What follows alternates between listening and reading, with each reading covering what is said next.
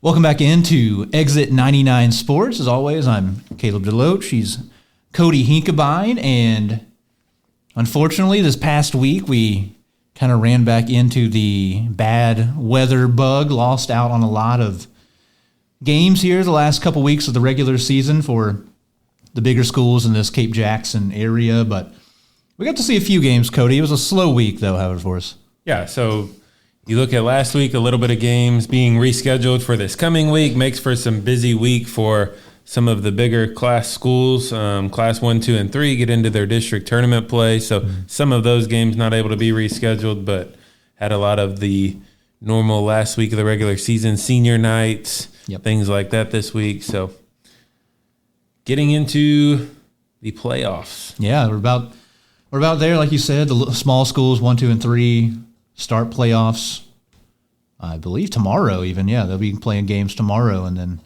or today if you're watching this on Monday, 24th. And then, all the big schools got one more week of regular season play. But for this past week, like we mentioned, there were games, a couple games Monday, none really in the Cape Jackson area. Well, Delta beat Bernie, which I thought was a good win. And also Charleston beat Leopold. Relatively close, 12-point game. But not too surprising there. And then snow happened. We got 6, 7, 8, 10 inches of snow, depending on where you're at. And there was no games until pretty much Fridays, at least as far as like Cape and Jackson go. Lost out on games Tuesday, Wednesday, Thursday. But I guess we can start. Well, we'll start with Cape game. They played Gateway Legacy, and that was Cape Central's senior night. So there are a pretty good class or a decent class of seniors playing their last game over at Cape Central, and they were led in scoring. They did win over Gateway. I don't know if I mentioned that, 48-32. So a nice win for them. They did what they have been doing all season, which is playing really, at least the back half of the season, playing really good defense. You know, without Tyshandre Edwards, that's got to be the recipe for success for them. But yeah, a good-sized senior class. Mateo Rivers, Marquee Mills, obviously two of their leading scorers, both graduating as seniors, along with Hayden Harris, Jefferson Walling, Landry McFerrin, and Ethan Musgrave. McFerrin's another guy who's been playing quite a bit more, especially in the absence of Edwards. So he's played well in his extended role he's had of late. And they won that game 48-32. Gateway is a decent team. They hover around 500. They played Sikeston at Sikeston earlier in the year. It's kind of the one familiar opponent. They lost by 20 in that game.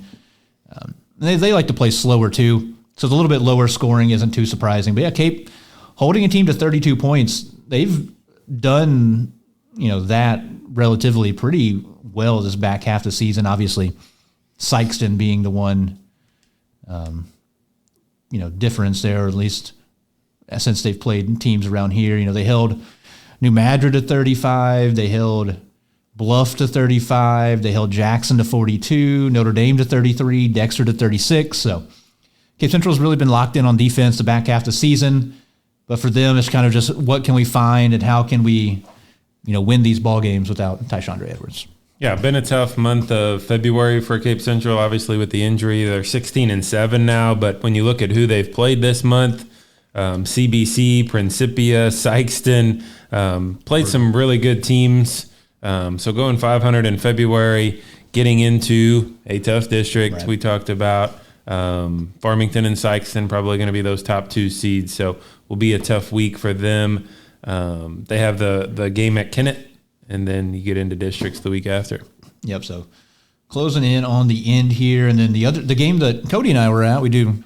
Those of you that don't know, we do Jackson games on the radio over at 104.7 The Bridge, and Jackson pretty much got smoked in that game. It was 81-58.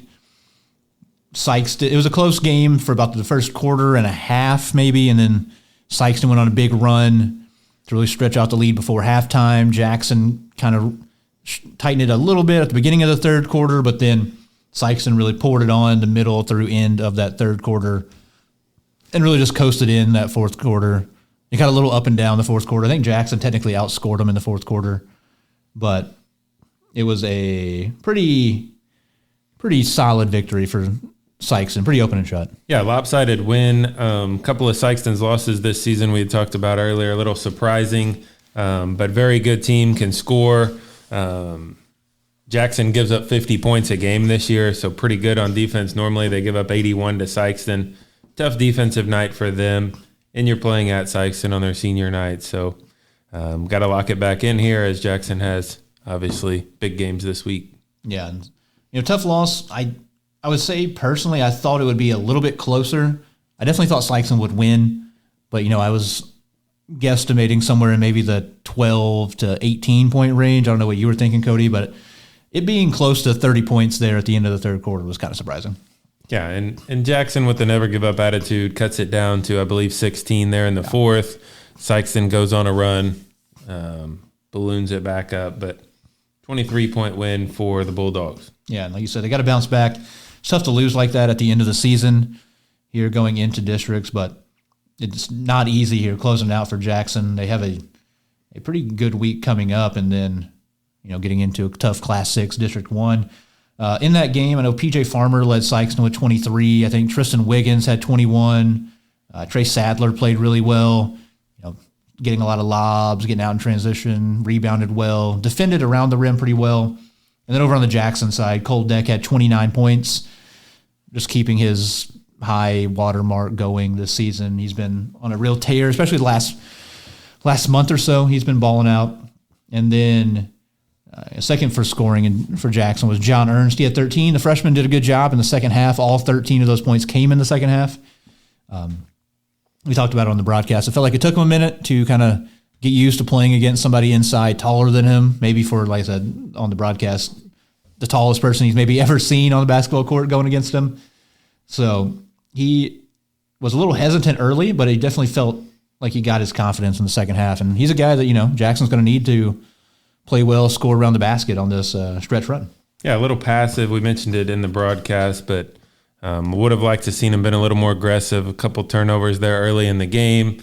But then in the second half, you mentioned a lot better boxing out, had a block, steal, transition, just really played a lot better in the second half. And then I guess we can move on to Saturday. There was a couple of small school games that were of note. Woodland kind of got revenge, I guess you can say, and beat Puxico 77-67. So congrats to the Cardinals as they head in as the 1 seed in Class 3, District 2. Probably going to be seeing Scott City in their district championship game. So they're playing well here to close it out. And then here in Cape, there's another senior night.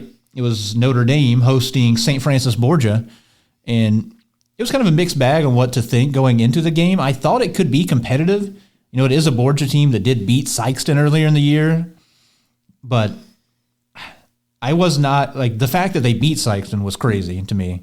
Because I wasn't super impressed what I saw out of Borgia early in the season. I mean, they had a good record. I think they were 16-6 coming into this game. But nonetheless, I thought it was a game that Notre Dame could at least be competitive in. And they did more than just compete. They played really well. It was a back-and-forth ball game. They clawed their way back into it. Came back late in the ball game and tied it. Went to overtime. And I watched the overtime of the game, and it was brutal. Notre Dame played well. I remember Borgia had the ball. Logan Londaway got a steal, hit a couple free throws, and then to take a lead. And then St. Francis Borgia went down. A guy off the bench hit a 3 at the buzzer to win it. And Notre Dame lost on their senior night, but nothing to hang your head about. A Borgia team has looked, they're 18-6. Very, very good team, very consistently, very good program. So can't hang your head, and I'll go ahead and read off the names. This is maybe the biggest senior class on a basketball team I've ever seen in my life at Notre Dame. So a lot of guys are going to be losing the bulk of the contribution to the varsity are going to be graduating. A guy who has had a lot of injury issues, not playing, was Will Henry Stewart as a senior. You have Hayden Steinley. You have Trenton Schumacher, Logan Londaway, Colton Johnson, Brody Harden, Zach Eftink, Brett Dohan, Ryan Boswell, and Hunter Bonham. So like I said, the vast majority of the varsity contributors. Obviously the standouts you talk about, well, like Logan Landaway has been a starter at point guard for several years for them now. Schumacher's been a starter on the wing for them. And then obviously the big man inside, Brett Dohan, over 1,000 points in his career. And same with Colton Johnson, who's broke a lot of records shooting the ball for Notre Dame. He's over 1,000 points. He's their all-time leader in threes. He broke the single game three-point record a couple weeks ago against Malden. He hit 10 in a game. So a lot of very, very good players that have been playing on the varsity for a long time. Going to be moving on. Some of them playing at the next level, and a lot of them just going on to school and whatnot. So it'll be interesting next year, Cody. A whole new look for Notre Dame. Not much coming back as far as varsity goes. Yeah, but like you said, and like we've said in past weeks, nothing to hang your head about. Notre Dame 500 on the year, but you have a big week here. You have Dexter, Farmington. So a winnable district, as we've talked about. You're coaching 4 to get to March, and that's no different here for the Bulldogs. Yeah, and you said, a very winnable district. It is, you look at the records, a very even district. A lot of teams just hanging around 500. A couple of SEMO conference teams. Kennett's in there, Dexter's in there.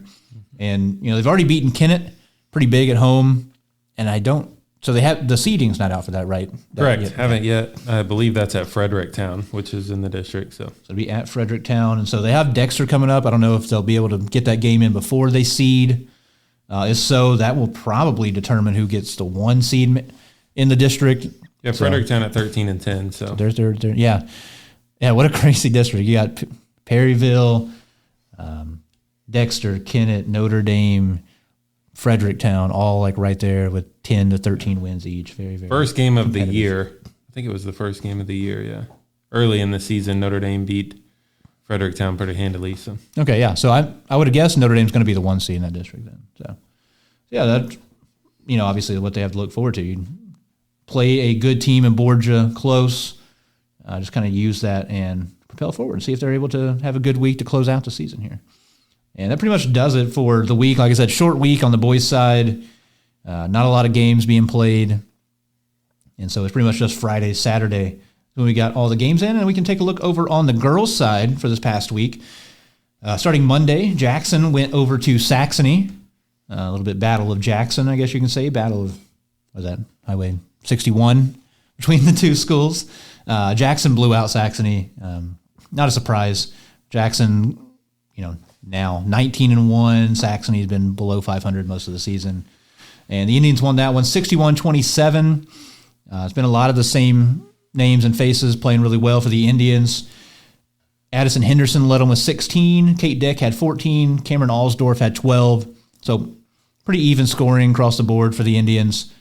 They jumped out early. The press really got to Saxony early in that ball game, and they pretty much took control and coasted down through the finish line. I know I saw an interview, or the post-game interview, Coach Fulton was not happy about maybe the effort at times during the ball game, kind of playing sloppy at times with the big win, but it kind of happens in some of the blowouts like that. And then another team that's been playing really well, Cape Central hosted Woodland, got a win over the Woodland Cardinals. Woodland is a smaller classification, but it doesn't always translate the same way. And Woodland's a good team, and I was surprised that Cape Central came away with a win, and they won that one 54-48. And they've been playing well. It's something I mentioned in the past. They're going to be hosting their district, and so they might be able to make some noise potentially. They've had good wins. They beat a decent Kennett team. They beat Dexter. They beat Woodland, and so they've had a pretty good stretch here the last few weeks. And then that pretty much does it for Monday. And then we had all the snow and all the fun stuff. So we had a bunch of games get moved, some games get postponed until Friday. We had a few games. Cody and I got to see the end of Cape at Sikeston. That was a close ball game. Sikeston won that 68-64. Good game. Like I said, it was close at the very end. Sikeston hit a couple shots. And then Notre Dame went to Corhezu, who is in the same district, Class 6, District 1 with Jackson and Notre Dame. Yep. And Corhezu won that one big, 55-29. So kind of we're seeding out the tournament here that on Friday and Saturday this past week. So You expect Notre Dame to slide in maybe at the 3 spot, Correzu to be ahead of them. And then Saturday, Correzu hosted Jackson, and Jackson won that game 66-63 in double overtime. A great game. I went back. I did not see it live when it happened, and so I went back and watched it. It was a pretty tough game. I was impressed throughout the fact that Jackson was able to win. It was tough early. Jackson trailed after 1 by 5, and then Correzu stretched it out to 11 at halftime. They were winning 32-21. And the only reason it was, at 11 was because right before the halftime buzzer, Kate Deck got fouled shooting a 3. She made 2 of those free throws. But then in the second half, Jackson's pressure really started to, it felt like, take a toll on Correzu. They started making a lot of bad passes, turning it over. And Correzu also, they pressed full court, so it was a very up and down ball game, a little sloppy at times. And Jackson cut it down to 4 going into the third quarter. And then back at the end of it, the back half of the game at least, it was kind of the Kate Deck, Cameron Alsdorf show. They were just hitting big shots left and right. And then it happened before halftime. And the same thing happened again to close out the game. Jackson inbounded in the backcourt, trailing by 3 with 6 seconds left. They get it into Kate Deck. She goes up the right side, puts up a very tough shot. She gets clobbered on the 3. They call the foul essentially as time expired. And as a 9th grader, went to the line and went 3 for 3 to tie it up, send it to overtime. And then with 1 overtime was not enough. After 1 overtime, both teams scored 6 points in the overtime. Cameron Alsdorf this time, she made 2 free throws to tie it with 21 seconds. And then in the second overtime, the Indians made enough plays. Correzu came out, made a 3 on their first possession, but then Lauren Dory, another freshman, made a 3 to tie it immediately. Cameron Alsdorf fouled out with 2 minutes to go. And so I was kind of concerned at that point. I didn't know how it would go. And then the young girls once again stepped up, made free throws down the stretch. It was Berger and Deck. They went 4 for 4, 2 for 2 each in the last 30 seconds to close it out and win 66-63 in a tough road environment. They played in like the smallest gym I've ever seen in my life. I don't know what happened to their actual varsity gym. Something else might have been going on in there. But big win on the road at Correzu, good team, and a district win. So presumably Jackson will now be the 1 seed, Correzu the 2, and Notre Dame the 3. So a big, big game for the Indians. Coming away with that win, and just kind of the final totals. Cameron Alsdorf had 23. She was phenomenal. Kate Deck had 17. Addison Henderson had 9. She also fouled out, I believe at the end of regulation. And then Rachel Berger had 8 in that one. So great game, fun to watch, up and down. And the Indians, they just, Cody, they just keep winning ball games. Like, they've been incredible this last stretch of the season. Like, you have their schedule pulled up. Like, they've beat a lot of good teams, and they haven't lost in a long time. Yeah, find a way to win. That's kind of their motto. You mentioned haven't lost in the calendar year since St. Vincent. Their only blemish of the season.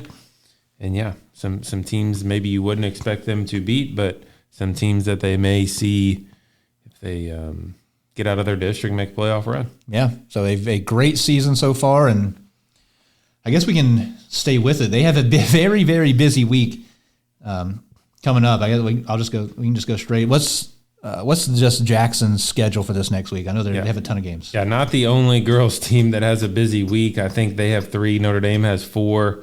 A lot of games this week, but you look at Jackson, Monday, Dexter, Wednesday, Sikeston, Friday, Hazelwood West. So, and all 3 of those are at home.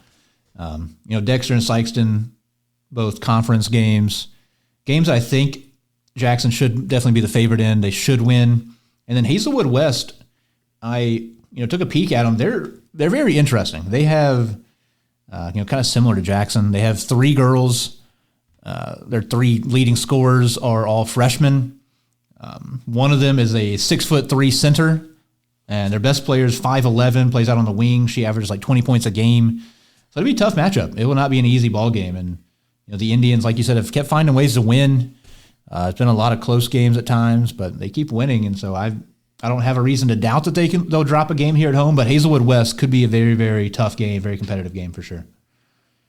And like you said, Notre Dame, they have a lot of games here to close out the season, and including a makeup game against Jackson that still looks like it's going to happen. It's scheduled for the 3rd of March. But please, weather, don't be crazy again. I saw something on Facebook where it's like, oh, we might get more snow March 1st. I'm like, oh, please no. Yeah, looking at Notre Dame, they have a tough schedule. They play they just played at Corhezu, who's 15-7.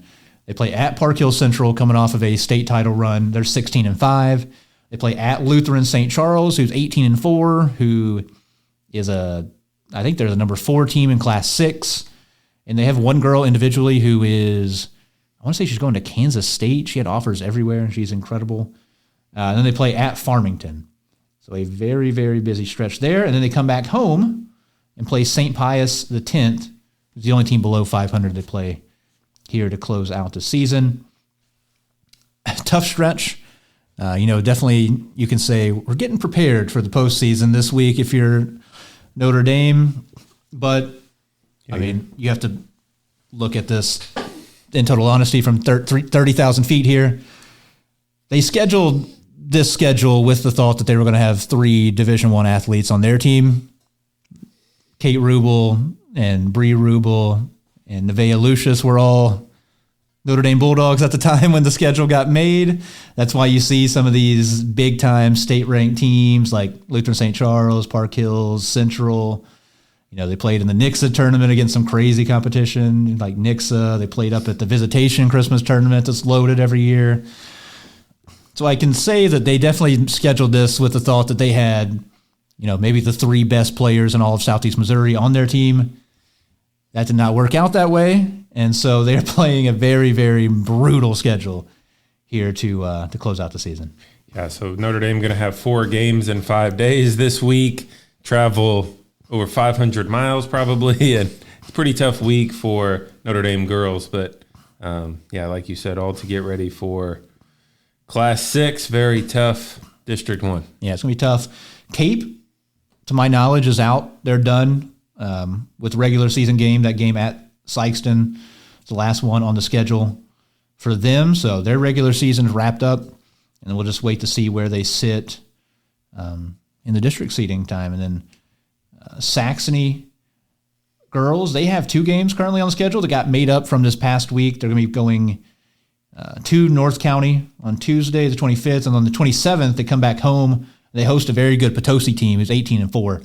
So a very tough end here to the regular season for the Crusaders. So a lot of good ball games on the girls' side coming up this week. A very, very, very busy week for a lot of teams. And then, Cody, what's kind of the boys' side look like? Yeah, you flip back over to kind of the boys' schedules. Get it started Monday. A couple of notable games around here. Saxony's at Greenville. Start their Class 3 first round. Going to be a tough district for obviously the boys there. New Madrid County Central is at Kelly. Kelly Benton is the host for their district. Charleston, potential meeting there. District 3, as you look down, look to kind of get to their district championship, but Charleston's at Advance. Some other notable games as you look throughout Monday, Bernie's Orion in the Class 2 District 3. But as we kind of get closer to home here, fast forward to Tuesday, not district game, still back to the regular season for the Class 4, 5, 6 schools. Jackson, very big game, will be a district game for them at home. Last home game for Jackson regular season. They host Seckman in what's sure to be a pretty good ball game. We were looking through Seckman's schedule. Some tough schedule for them here of late, but traveling down to Jackson. They've been kind of an up and down team, if you will. But yeah, should be interesting. I look for a big crowd for Jackson's last home game. Yeah, like you said, last home game. I mean, you could say theoretically Jackson could host a game in the future if they get far out of districts, but nothing guaranteed at this point, especially playing in Class 6. So, yeah, if you are a Jackson fan or a fan of basketball in the area, on that Tuesday, you have a decent slate going on there. Cape is at Kennett, so they'll be out of town. Notre Dame will be hosting Dexter. I've had to say the Jackson-Seckman game is the most compelling, most interesting in my opinion. I would definitely come check that ball game out. Cold Deck closing out last home game potentially on a crazy tear, averaging 30-something points a game the last month of the season. And the Indians looking to get back in the win column, coming off of a big loss to Sikeston. I'd be curious to see how they respond. Seckman has played well. They're much improved from last season. They were around 500, maybe a little bit below. And they graduated, their best player, a kid named Colin Diebold. He kind of did what Cold Deck does this season, put up 20-some points a game. He was a very, very good player.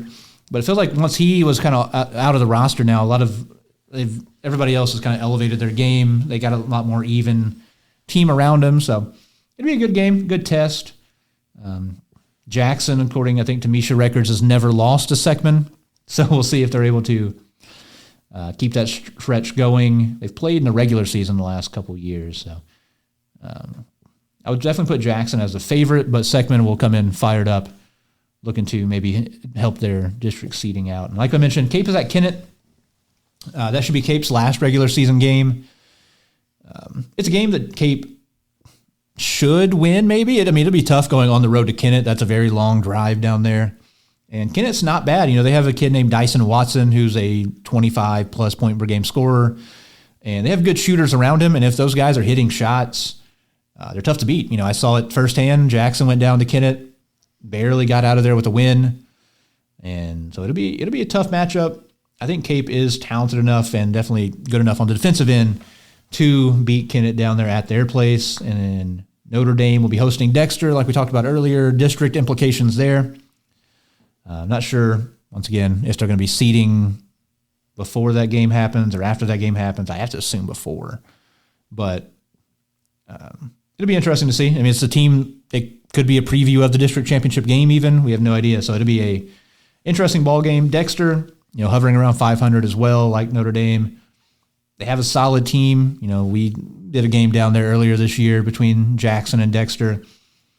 A lot of guys do a lot of the same things. They have, a good point guard, and Devin Turnbow likes to get downhill. They have a lot of shooters on the outside. They have a young big man who stands about 6'5", who's pretty solid, Ibrahim around the rim. So not a bad team at all. And then, Wednesday, Cody, interesting game for Notre Dame. They'll be hosting a very, very good Farmington team. Yeah, you turn around, quick turnaround for them back-to-back nights. But both of them are at least at home, Dexter and Farmington. But, yeah, Farmington listed as 21-2, presumably Class 5, District 1 seed. But, yeah, to get them ready for district play. Obviously, Notre Dame's last regular season game, but look to maybe host down the road also. Should be a packed house. Oh, yeah. If you're in the Jackson Cape area, you're probably familiar with Farmington, but if you haven't seen them, good opportunity to see Farmington again in Cape Girardeau. Yeah, they're a good squad. It'll be a fun game. Notre Dame, coming off of a near victory over Borgia, they have a chance to match up with them, make things difficult. They match up size-wise pretty well across the board. Farmington does have one big kid. SA is more perimeter-oriented, though. He does score around the rim, but he's a good shooter. Their point guard is good. Shoppert kid, he's very talented. I saw he broke their school record for assist in a season, and so they're a good team. And, they're going to be the 1 seed in Class 5 District 1, like you said, Cody. So they didn't get there easily, that's for sure. They beat Cape, beat Sikeston, so they're a good team. And something we had kind of alluded to, Class 1, 2, and 3, their districts are going to be going on the same time that the bigger schools are playing games. And so Wednesday will be the semifinal rounds in Class 1, 2, and 3 in districts. And then their championship night will be Friday the 28th. And that will be interesting, definitely. There's going to be some good games. You've got potential matchups of like Puxico maybe taking on Charleston in a district title game. I know we talked about a few times Woodland and Scott City might be seeing each other. Could be getting like a Crothersville East Prairie championship game. So a lot of good games. If you're wanting to get out, maybe watch some basketball. There's going to be a lot of very, very good basketball going on in the smaller classes in districts. On the bigger school side, I guess another interesting game, about 30 minutes down the road from Cape Jackson, Sikeston will be hosting Father Tolton, who beat Sikeston at the end of the season last year. I believe Father Tolton's still led by a kid named Aaron Rowe that's going to Mizzou. So they're a talented team. So that'll be a good ball game on Thursday night. And then Friday, going on the road, Jackson plays at Lutheran St. Charles, who is not great. They're below 500, but it will be an earlier tip-off. Isn't that right, Cody? Yeah, 4:30 game. So it'll be different. It might throw people out of their routine a little bit. Might see a slow start out of Jackson. Hopefully not, but you might see a slow start. It wouldn't surprise me, at least, as far as that goes. Lutheran St. Charles, like I said, they've been below 500 pretty consistently throughout the year. Let me pull it up. I think they're 5-12 or something like that. So they taking a lot of losses. Not many teams looking. Nobody. I don't think they played anybody that Jackson has also played. So it'll be an interesting game. They actually host, or they play at Poplar Bluff the night before Jackson. So they have a tired Lutheran St. Charles team potentially for the Jackson game. And then, that will be nearly, I believe that will wrap it up for all of our Cape area teams then in the bigger schools. Isn't that right? And the regular season will be done then after this week. Yeah. As you look at the playoffs for the districts for the smaller schools, most all of those district championships are the 28th, that Friday. I believe Charleston is the 2 seed, Puxico the 1. That championship would be at Bloomfield. If you're looking at going to these games, I think Scott City, Woodland, the 1-2, theirs is at Greenville. So if you're looking at going to that one next Friday. A little bit of a trek. A little bit of a trek out to Greenville for that district championship. But, yeah, as you mentioned, Class 4, 5, 6, we should hear the brackets anytime. If you're looking ahead, the smaller school sectionals, most of those are played March 3rd. So that's when those sectional games are going to be if they do win their district. So for the small schools, and then we look forward to, as you said, the bigger schools last week of the regular season. Yeah, I'm looking at it. Yeah, so if you are in the Cape Jackson area, Kelly, like you mentioned earlier, will be hosting the Class 3 District 1. Some interesting teams in there, like Crothersville, played Jackson close. New Madrid, East Prairie is very good. Twin Rivers is in there, a pretty solid team. So some interesting games going on just down the road over at Kelly High School. So should be a good time. As of recording here, there's no or at least Class 4, 5, and 6 on the boys' side are not out in District 1s. Actually, on the girls' side, the district is out for the Saxony Lutheran girls. They will be the 5th seed out of 5 teams in their district. A team that Jackson and others have played, Notre Dame hosted, Doniphan is the 1 seed there. Fredericktown's the 2. Dexter is the 3. And then Kennett and Saxony will be playing in the first round. So interesting ball game. That will be down at Kennett. So good luck if you're from Fredericktown. That's a long drive.